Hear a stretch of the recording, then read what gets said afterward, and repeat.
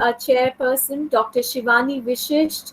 We welcome you, ma'am, and it's always a pleasure to be with you to listen to your sweet voice.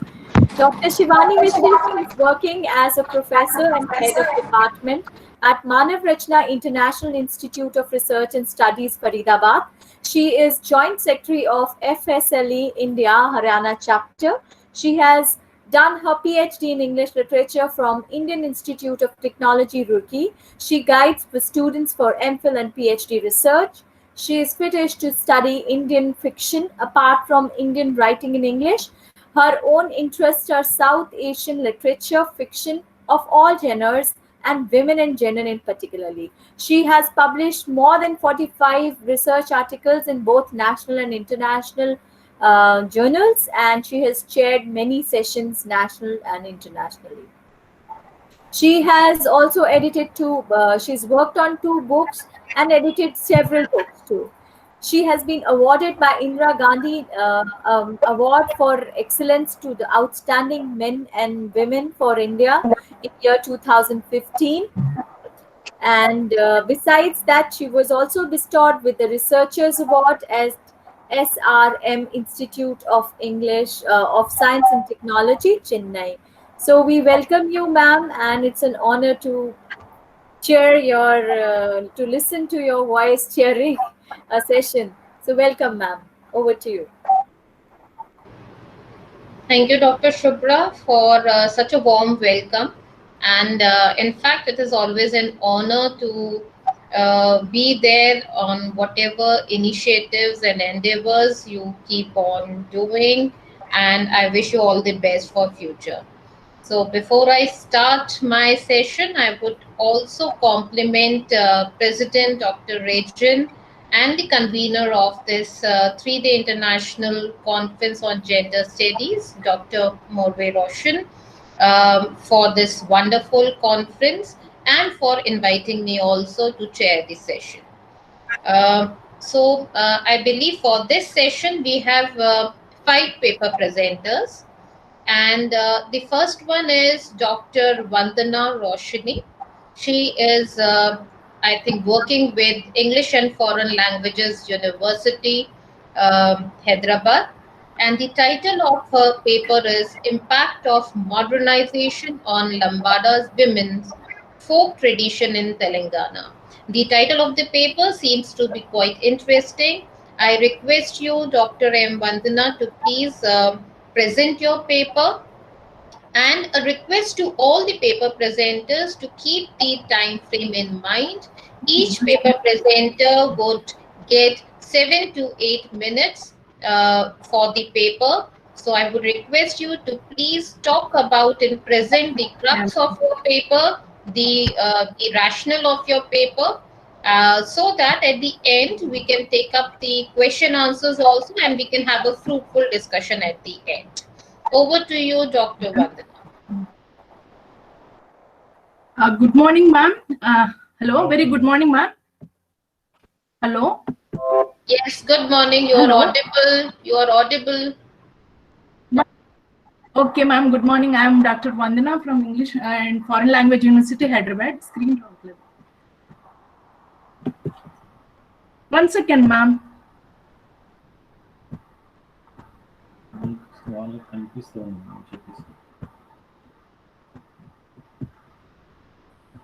I'm sharing the PPT, ma'am. Okay.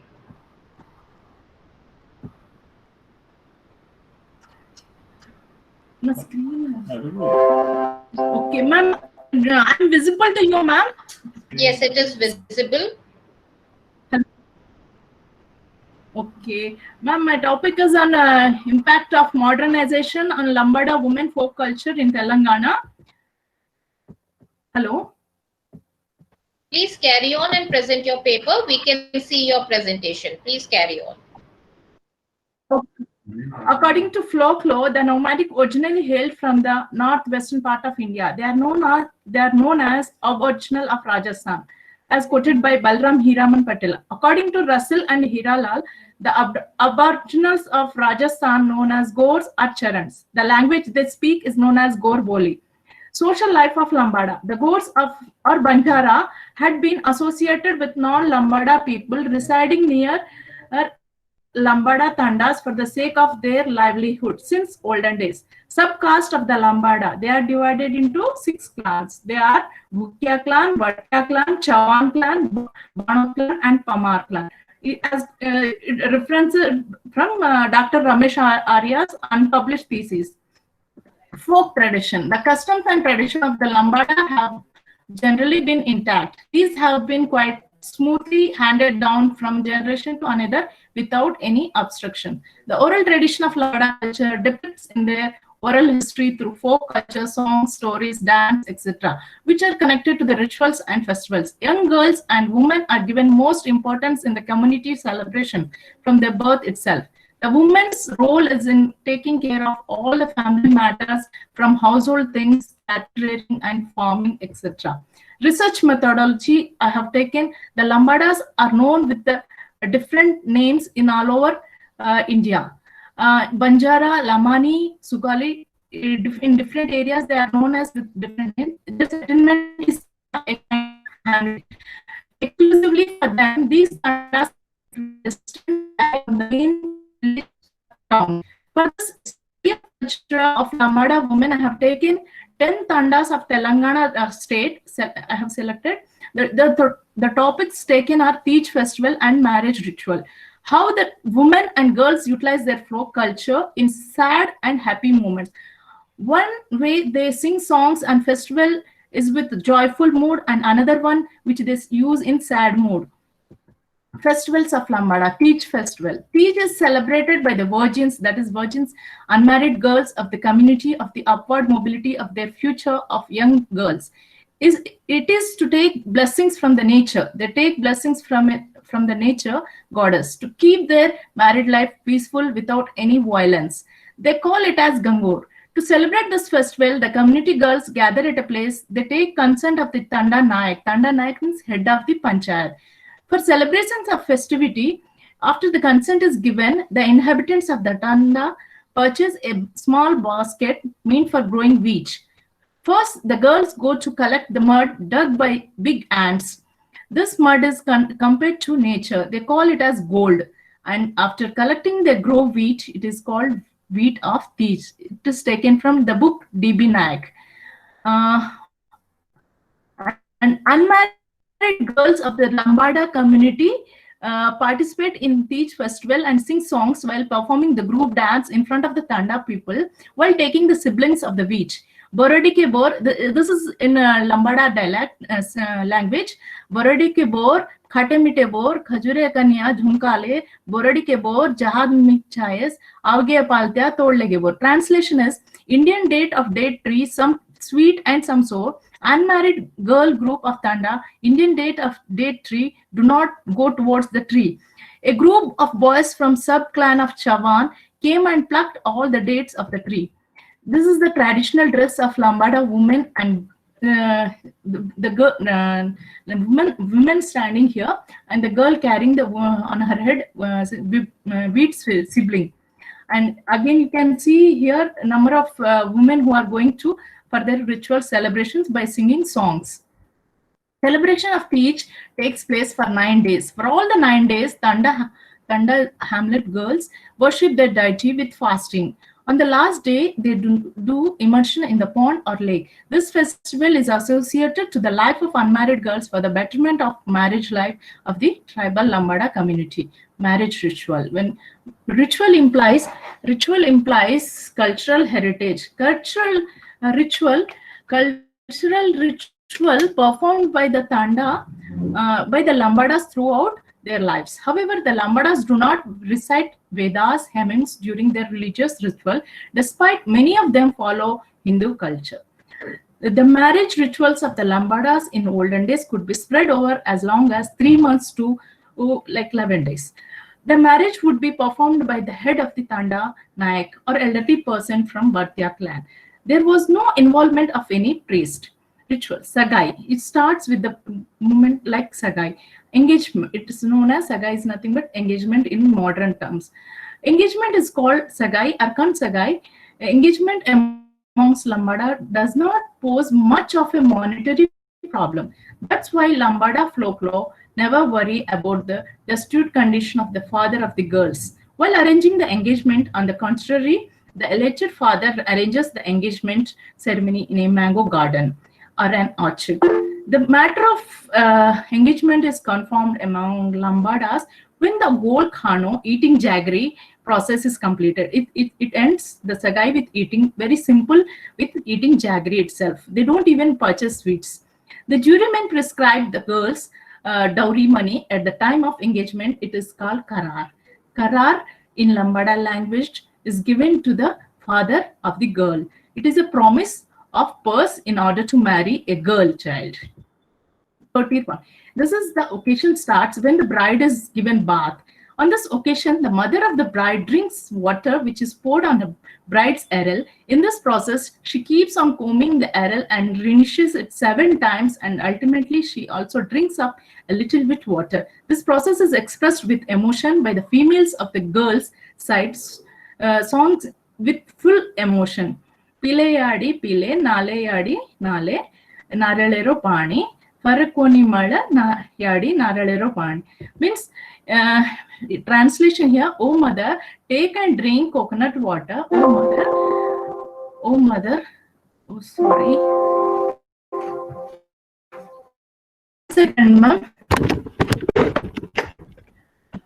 Okay, battery was, sorry.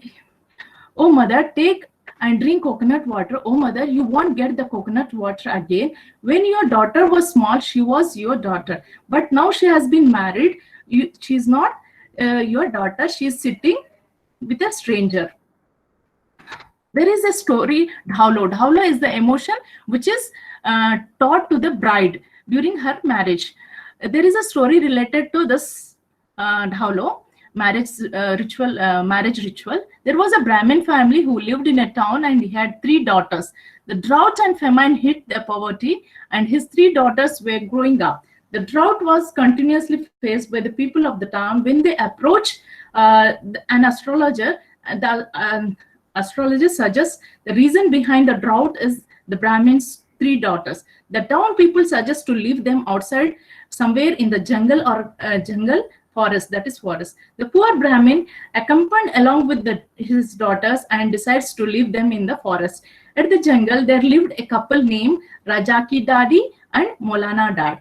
These couple had 3 sons, Rathod, Pawar and Chavan. They were also at the right age of marriage, and these people were also in search of bride. These 3 boys followed and investigated about his voyage. These boys requested the Brahmin to the fact behind why are they in the jungle.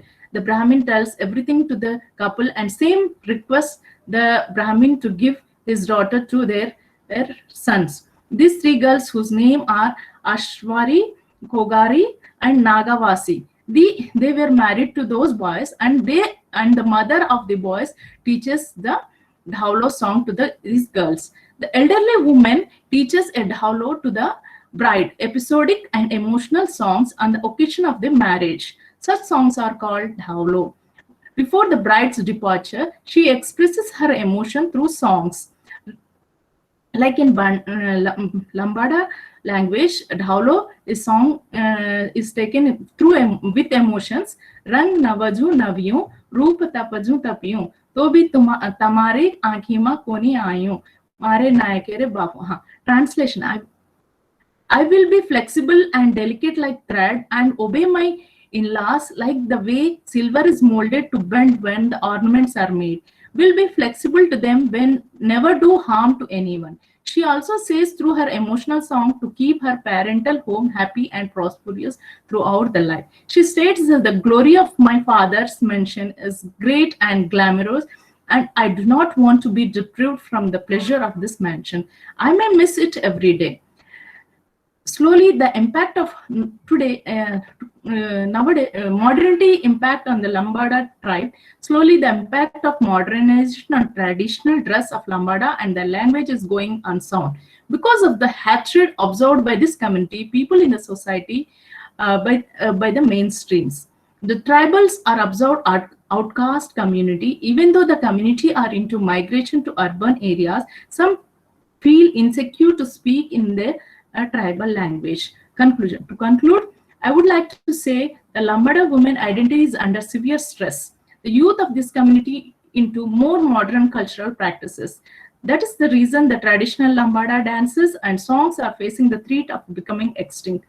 The traditional dress of women are seen to be acquiring the status of showpieces to be displayed in movies and on festive occasions only. Thank you. Hello? Yes. Hello? Thank you, Dr. Ma'am, Roshni. thank you, ma'am. Thank you for your presentation and restricting yourself, presenting it within the timeline. Very interesting paper wherein you talked about the folk traditions of the Lambada, and you also illustrated the various rituals, whether it was the Tej festival, marriage ceremony, the dresses related with this tribe. However, it also becomes very important to see that how modernization is impacting and what is the change that is being brought about in this tribal community, because our endeavor should be to retain the authenticity. Thank you so much. The questions would come to you later after we finish with all the paper presenters. So please remain with us during this session. Thank you, ma'am. Thank you. Next, I would like to invite Pradeep Kumar Adhikari. He is Assistant Professor at Department of English, Islamic University, Bangladesh. His paper is titled as Language Variations Across Gender, a case study of Bangladeshi speakers. So do we have Pradeep Kumar Adhikari?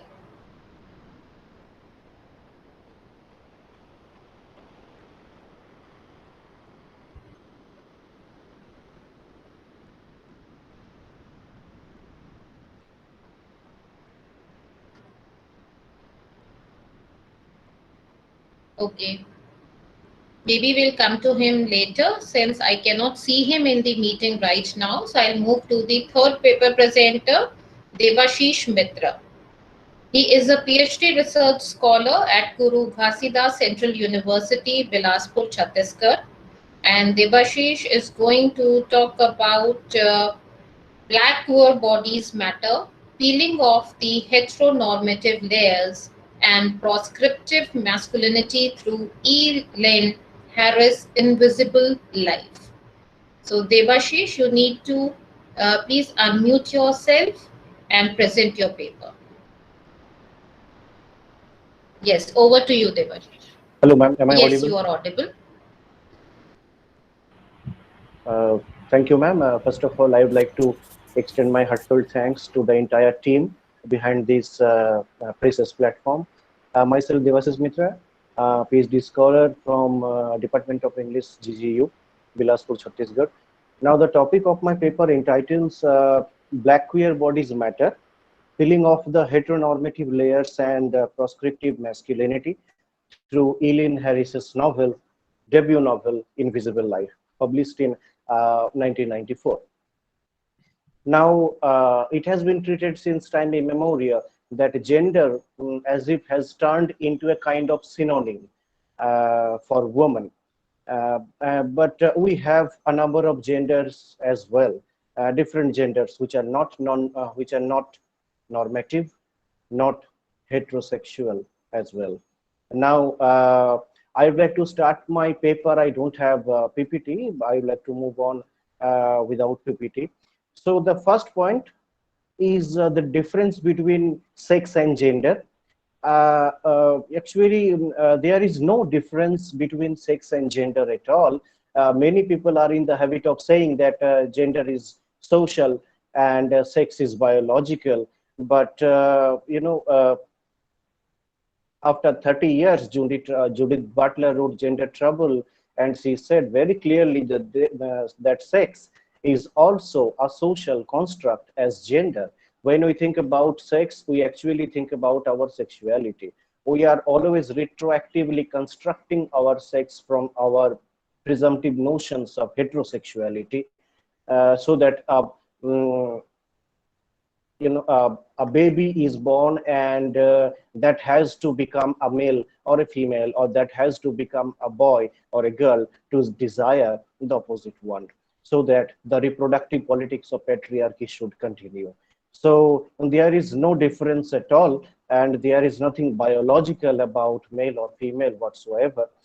Now, my area actually, this is, I'm working in, it is used in one of my PhD research as well, that masculinity studies. Now, masculinity studies is not limited to the cis men or cis woman, because the masculinity does not depend on the body that has the male genital.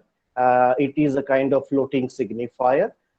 It can perform any bodies that does not have the fixed sex. And if we consider the chromosomal sex, which is always very respectful for patriarchy, but there are so many differences as well, that beyond XY or XX male or XY female. So the chromosomal sex also has been criticized many days back. So now the male body, if I am considering the male body, the male body itself doesn't have the stability, because as we know in this world that we have a number of transplantations, number of replacement, hip replacement, kidney replacement, so many replacements can happen in the body, and body cannot be considered as a kind of base, which is considered as a kind of foundationalist value, which patriarchy always valorizes. And if we take the binary of stability and instability, that binary between of stability and instability actually complicates the body as base. So body is not base, rather a body is there in which the proscription or superstructure of certain hegemonic masculinity is applied onto it, or rather they are imputed on the body. Now, moving on to my next issue, that Cornell, R.W. Cornell, she was one of the leading proponents of masculinity studies movement. She gave a theory about masculinity. She talks about hegemonic masculinity, complicit masculinity, and subordinate masculinity.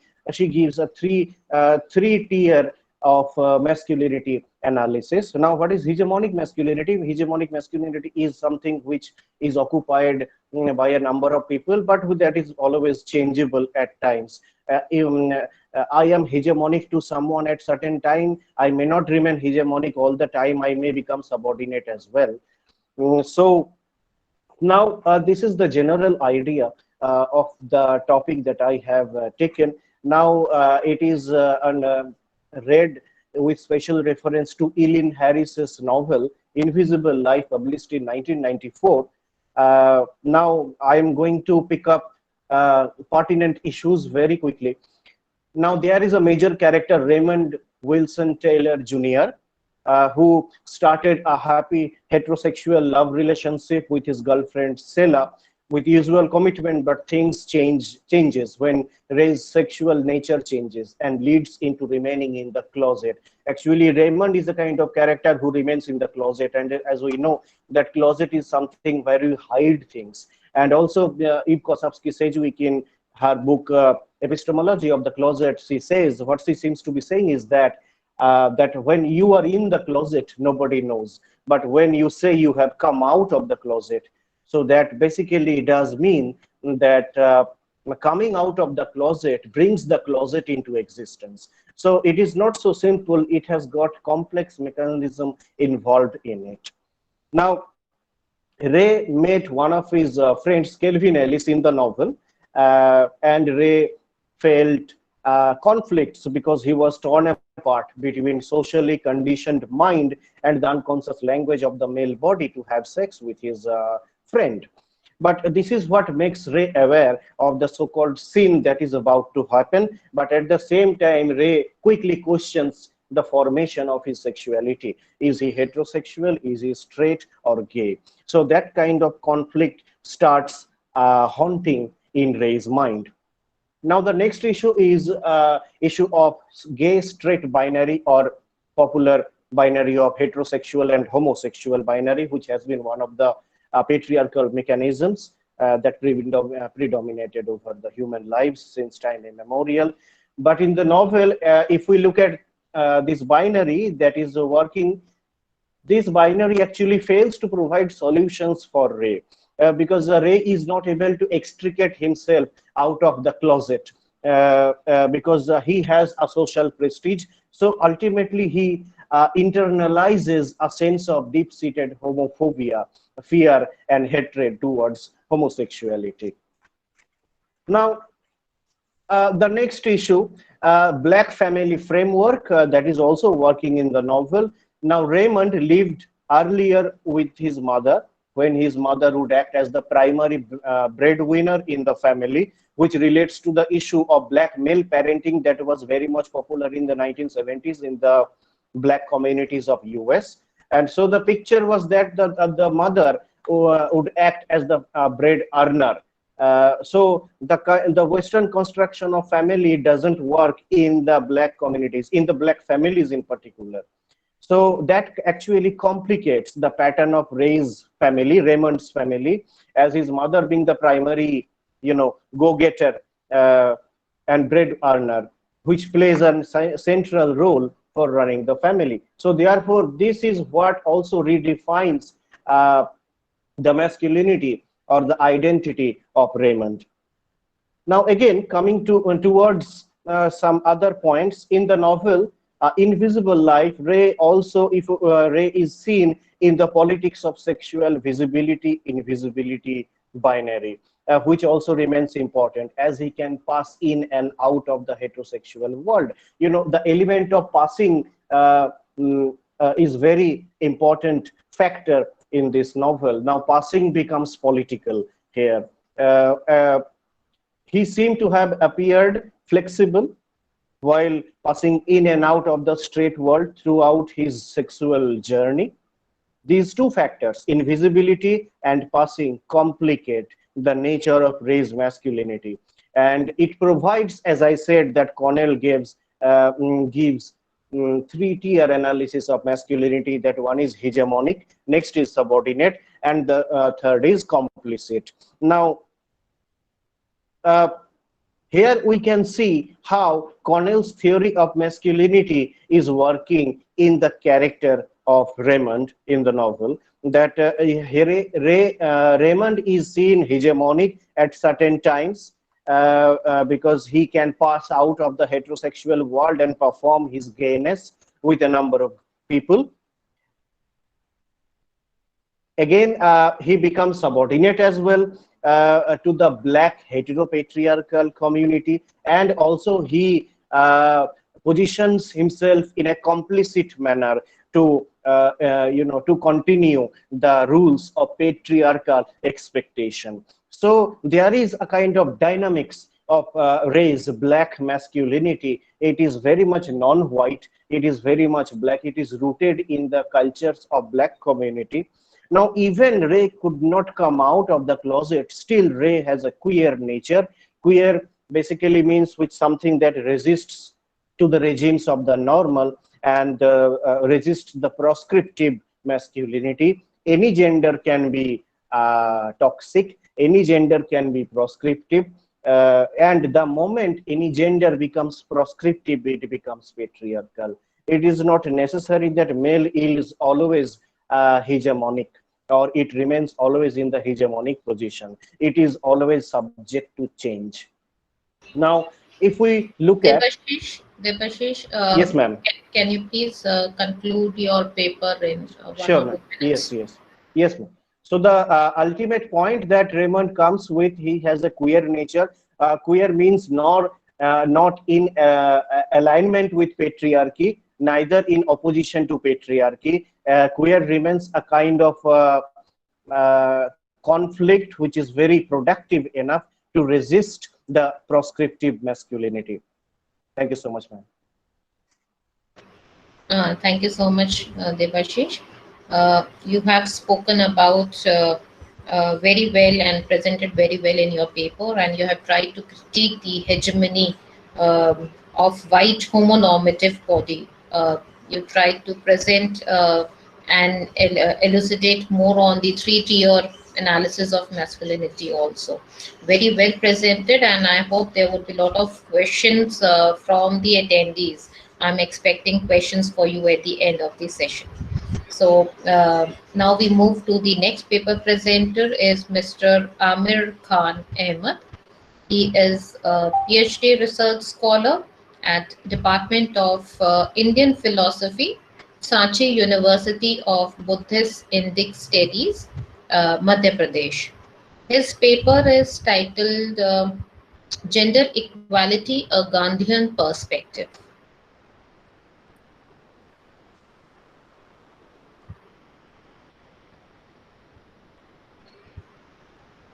Hello, Yes, Mr. Ahmed, I'm audible, ma'am.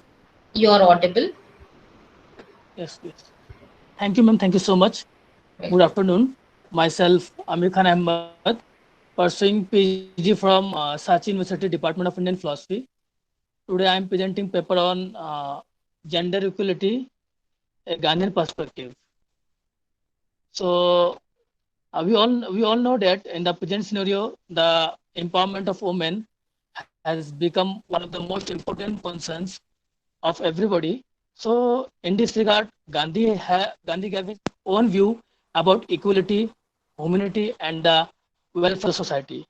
He advocated and worked for gender equality and the ends of gender violence from the above angle and was successful in making positive changes in the lives of women. So it would not be wrong to say that Gandhi's ideas played a major role in accepting gender equality as a fundamental principle of the Indian Constitution.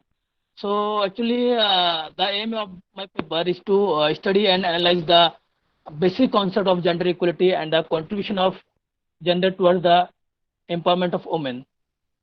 So whenever actually we all know that equality means the state of being equal. Equality not only means treating everyone same and equal, but it mainly focus on the outcome that comes from each person when treated equally. Equality means ensuring individuals or groups are not being treated differently on the basis of their specific, protected characteristic, including area of race, colors and gender, disability, religion or belief, or sexual organization or orientation and age also. So, in my paper, I'm pointing out 5 points. So, uh, the first one is gender against Gandhi against gender-based discrimination. During pre-Gandhian times, gender equality and gender violence were all consideration as pervasive. Women were regarded as the root cause of all evil, and they were considered as responsible for downfall of men. Women had a decidedly inferior status and were completely dependent on men. Even for the small things, they need to, take permission from others. Women were confined only to the family and to the household works and used to remain under legal and customary subjection of their husbands or other male family members. Customs and practices like female fanticide, child marriage, parda, which mean veil, dowry, polygamy, sati prartha, pregnancies, permanent and pathetic widowhood, illiteracy, wife beating, and verbal abuse made life of common women very hard. So now I am discussing on Gandhi against gender-based discrimination. Gandhi actually he was totally opposed to gender discrimination. He was an advocate of the equality of men and women in the educational, civic, and work for the removal of many customs. Human beings differ from each other in their personal characteristics, mental and physical abilities, and despite their heterogeneity, people do argue that the existing inequalities are arbitrary or contingent, and that they are nothing in the nature of things that requires that their existence. So now I'm going to another point, that is Gandhi's ideal of womanhood. So in this concept, Gandhi said that the present century, that is the age of actually is humanism. So it is the high time to provide an equal privilege and dignity to all the suppressed and oppressed section of the society, whether it is women or men. So therefore, women emancipation and upliftment has become a burning issue day by day in the present century. Historically viewed that the status of women was fairly satisfactory during the Vedic age, when there was absolute equality between the sexes in the field of religion, where girls were imparted high education and widow remarriages were allowed. Now I'm going to another point, that is women education. Oh, so Gandhi was in favor of promoting women education or literacy. Gandhi always supported better education for women. When Gandhi discussed about education or about the merit of education or Hobbes' general welfare through it, he not only includes women in the learning field, but provide stress on their participation in the entire process of education. Gandhi was positively concerned about lack of education in women. He was fully conscious with women's contribution in building the society and nation for the role in national and international liberation movement. So now I'm going to another point, that is Parda system. That means we all know well. Okay, so the word Parda literally means hidden or covered. So Gandhi vigorously fought against Parda system. Gandhi said that Parda is just suppress women and denies them of their freedom and gifts of God like light and fresh air. It creates in women a sense inferiority and inactivity. For raising the status of women in society, the abolition of Parda system was, in the view of Gandhi, necessary. He regarded it as a social and religious barrier and interferes to perform different works by women.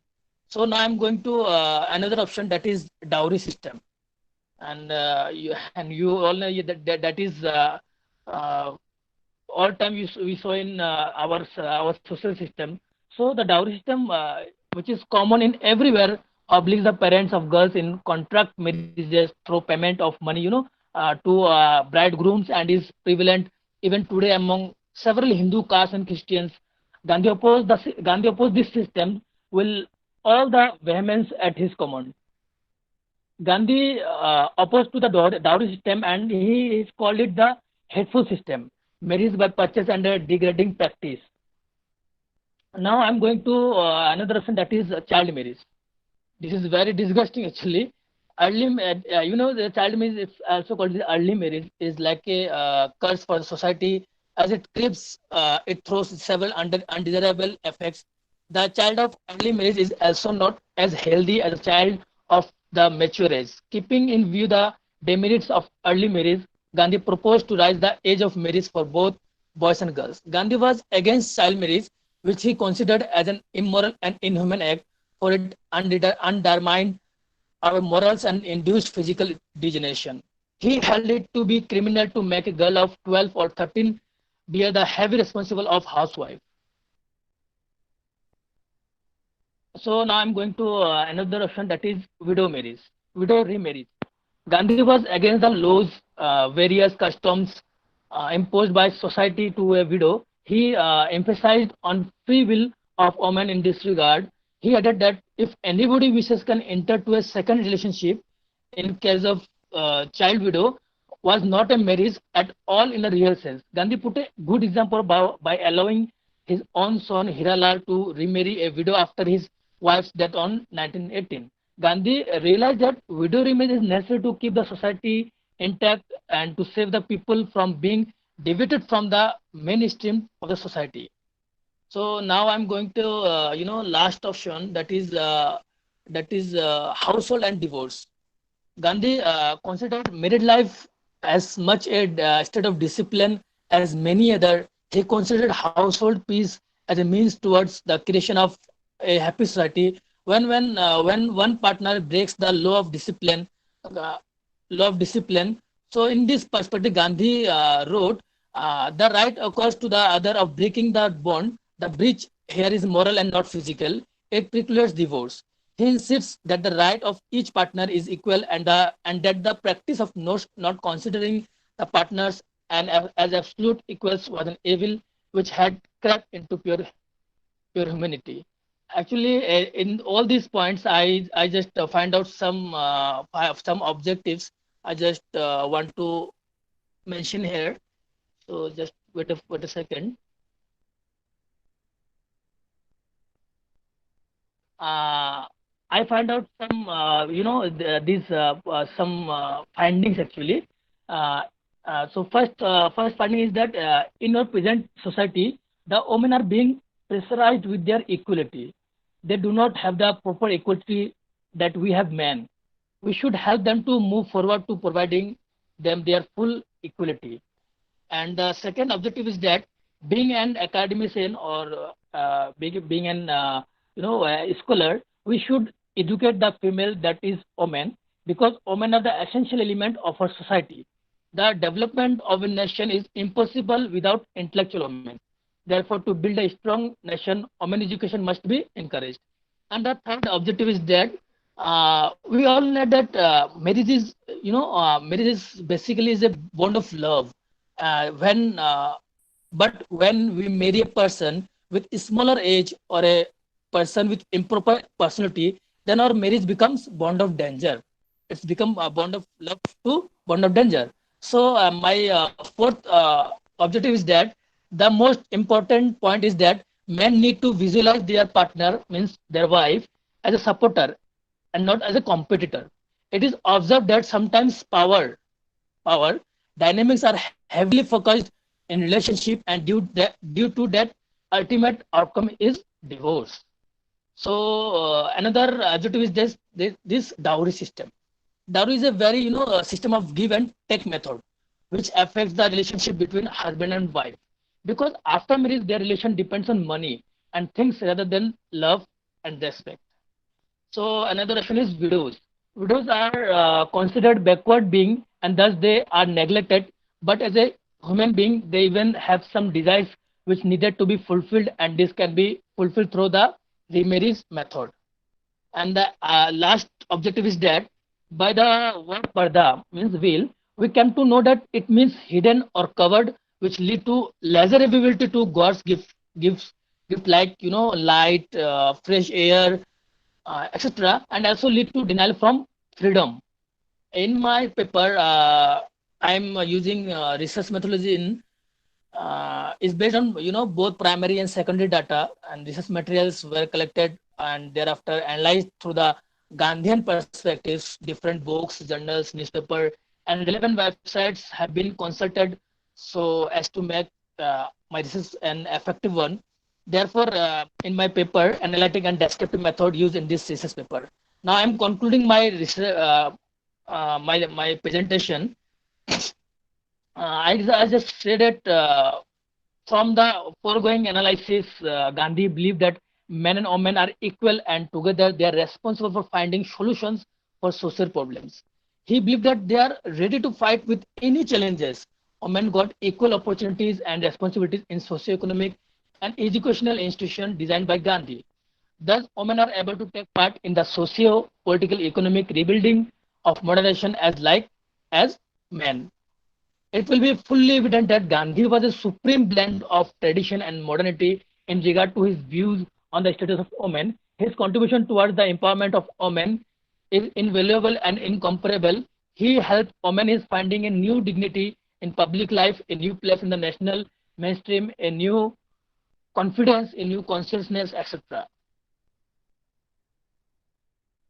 There's a need to formulate reducing feminized poverty, promoting education for women, and prevention and elimination of violence against women.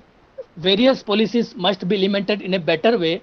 However, women are excluded from the various sphere of life which hampers the development of the nation. So, that last sentence is it is the time to change our mentality and to feel that it is our moral, social, and constitutional responsibility to ensure women's progress by providing them with equal rights and opportunities. We still have miles to go to achieve our cherished goal to empower women. Thank you. Thank you so much. Okay, thank you, Amir Khan Ahmed. In your paper on gender equality, a Gandhian perspective, you have spoken about the various social evils that have been posed as hurdle for the progress and advancement of our country, and what important role Gandhiji has played in bringing gender equality and his contribution for the empowerment of women. Thank you so much. And your paper, in fact, reminded me of a poem written by Imtiaz Darkar, Parda, wherein she talks about the Muslim society and how women they do not have a life of dignity and freedom Yes, because Ramesh. of the certain constraints, and they lead a very restrictive life because of the religious boundaries. Okay, thank you, Amir, for your paper. जी Now जी we move to the next welcome ma'am welcome now we move to the next paper presenter. Is Makreen Velmi. She is from Guwahati University. Please pardon me if I'm not pronouncing your name correctly. Her paper is on folklore and gender, beliefs and practices among the Pomal Naga community of Northeast India.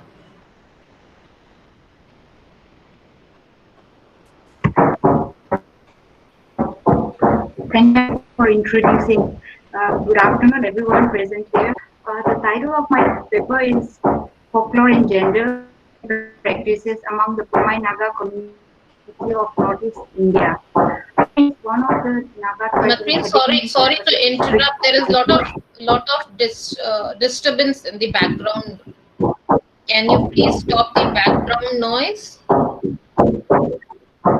Ma'am, actually, there is a construction going on from the next building, so Okay. So please I cannot. be a little loud so that everyone can hear you. Okay, Okay. ma'am.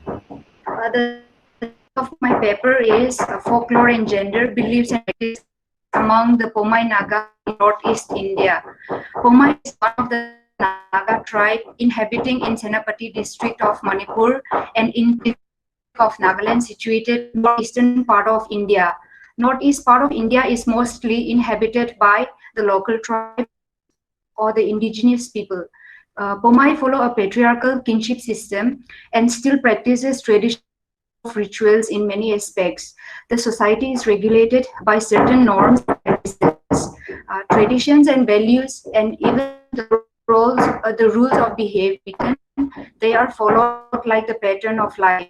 Women in Pomai society are dominated by the patriarchal kingdom that result in social and economic dependence of women on men and stipulate their relative lower status compared to men. Therefore, in this paper, the problem of gender biasness, tradition, stereotypes, and the nature of gender discrimination in the patriarchal society, self-dignity of a woman as a social being will be discussed. The entire northeastern region is almost free from social evils like dowry, child, female feticide, and female infanticide. Therefore, women are have enjoyed equality and freedom as compared to arts in the rest of the country. However, the women remain as subservient men in some contexts, and they are the same across all cultures. In Pomai society generally trains girls in such a fashion that they generally lack assertiveness. For instance, the society judge women less competent than men in male jobs unless they are successful in their work. And also in poorer families, the girls are involved in household work and sibling care. Gender differential socialization practices make people view everybody and everything through the lens of gender. There is a significant aspect of folklore that speaks of couples that are prevented from marrying because of the differences in social status or moral character. A girl named Koro was resented for marriage with her love because of her mother, who is believed to possess the spirit of an evil side, and the daughter to be even more evil. There is also folktale that speak of women as a good as well as a bad character, which was about Koleru and her stepmother who ill-treated her until death. In the past, in situations where a woman was unable to bear children, the woman was usually blamed. Also, in the case of an unmarried mother, she suffers from social humiliation and psychological problems for an act, while the man who is an equator to it is free from all this. This discrimination from the society leaves women in such situation under great tension, and the child an unwanted, unloved entity in the society. There are lists of taboos for women. Whooping or whistling by women is believed to induce an immoral act that leads to prostitution. Handling the war weapons by women and crossing over men's leg by women are believed to bring bad luck during headhunting and animal hunting expeditions. Women climbing over the stone platform where Jinnah is announced is believed to bring misfortune to the village in the form of famine or sickness. Also, pregnant women observe certain taboos during her pregnancy. And if she does not maintain the taboos well, the child gets injured when he grows up and goes out for work. Gender roles are fully determined by culture and structured by the society. Simone de Beauvoir, famous quotes, "One is not born but rather becomes a woman," explained the genesis of the term gender, which was elaborated in her book, The Second Sex, 1949, that gender is a social construct while sex is biological identity. In fact, there is gender role in nature. Patricia Mukim states that folklore has by and large constructed images of two sets of women, one as guardians of the household, as knowledge, caring and healing, versus women as wasteful and destructive. Women's magic rituals, fantasy, taboo regarding the female and sexuality, but also women as custodians of the wisdom for black magic and women as witches. It is also to be noted that women healers or shamans are nearly always treated as witches, while there is no word for witch in the masculine gender. Following the concept of rite of passage propounded by Arnold von Gannep, that is, rites of separation, rites of liminality, and rites of reintegration, rituals associated with gender among the Pomai, women play an important role in the society. Pregnant women observe certain taboos during her pregnancy, while her free from such restrictions. During the childbirth, it is an elderly woman who assists the pregnant lady to deliver the baby. Marriage ceremony is also ministered by an elderly woman. If the bride is from another village, the mother of the bride is taboo to stay back. Therefore, she returns back home on that very day after the marriage ceremony. After the marriage, a test is also conducted to see the capability of the bride by making her cook meal from a new hearth made of stone and wet mud and the firewood from the freshly cut down trees. There is also specific gender role during deaths, where lamentation is always just like a marriage taboo. If a woman is married to a man from another village during most of communal family, it is taboo for her to stay. Thus, she goes back after the funeral ceremony. And also, ritual is also initiated by the female head of the family. The gender themes based on traditional gender stereotypes were Taylor, in which between the feminine traits and masculine traits. According to him, women are comparatively more submissive in nature, while men are dominant by its nature. Women are more dependent, unintelligent, emotional, receptive, intuitive, weak, timid, content, passive, cooperative, sensitive, sex object, and attractive due to physical appearance, according to Taylor, whereas men are independent, intelligent, rational, assertive, analytical, strong, brave, ambitious, active, competitive, insensible, sexually aggressive, and attractive due to achievement.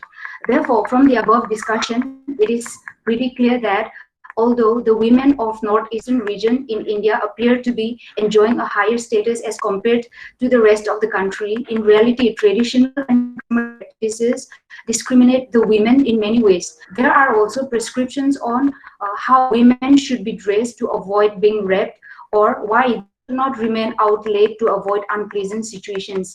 This is part of our own psyche as women. The recent incident of rape case that happened last week in Pakistan could be taken as an example for the cause of development of such mentality among the women, where the victim is put to blame by the society. Thank you.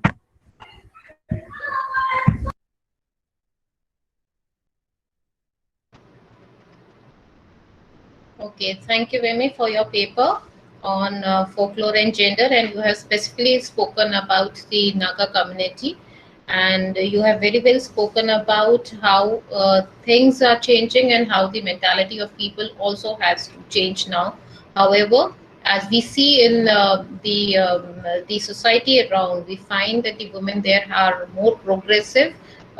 They have or they get more equality as compared to the other parts of the country. Thank you so much for your presentation, and we are through with the paper presentation for this session. And I thank all the 4 paper presenters for very well putting across their paper, their ideas they shared with all the participants for this session. I somehow do not find any question posted in the chat box.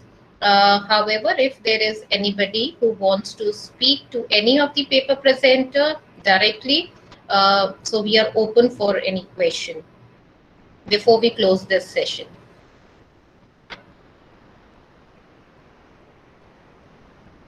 Any question for any of the paper presenter?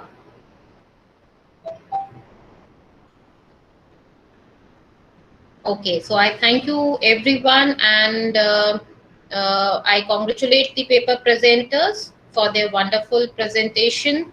There are no questions, thankfully, for you all. So we come to the end of this session. Thank you so much and have a wonderful day. Over to you, Dr. Shubhra.